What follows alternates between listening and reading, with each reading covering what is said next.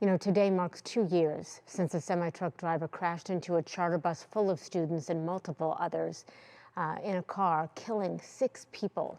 The victims included 3 Tuscarawas Valley High School students, Wyatt Mosley, J.D. Worrell, and Caitlin Owens, and 3 adults, Dave Connaught, Christy Gaynor, and Shannon Wigfield. Annabelle Childers spoke with Wigfield's husband, who opened up about the significance of this day and the changes he still wants to see. Are you there? Hi, can you hear me okay?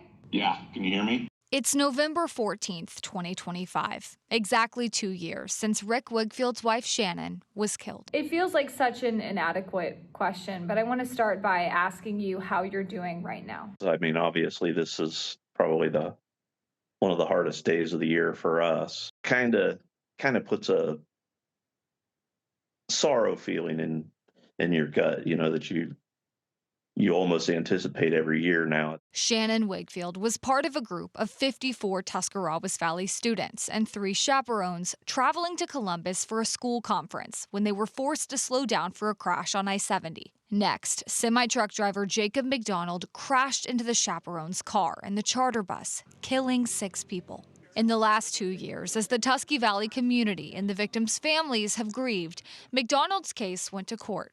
Prosecutors argued McDonald was likely on his phone at the time of the crash and distracted.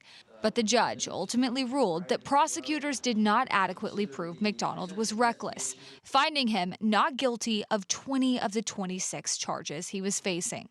He only got a year and a half. So, you know, those 6 lives were only worth a year and a half of punishment. And then he gets to go live his life, and, you know, we're stuck with the life sentence.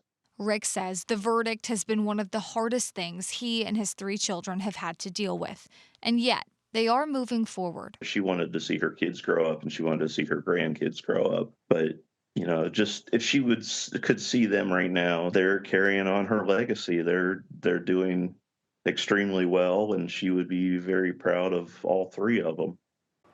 And Rick says he's been working with a company that's developing technology to detect and clear crashes from the road quicker. He hopes that it might stop more secondhand crashes from happening and then save lives.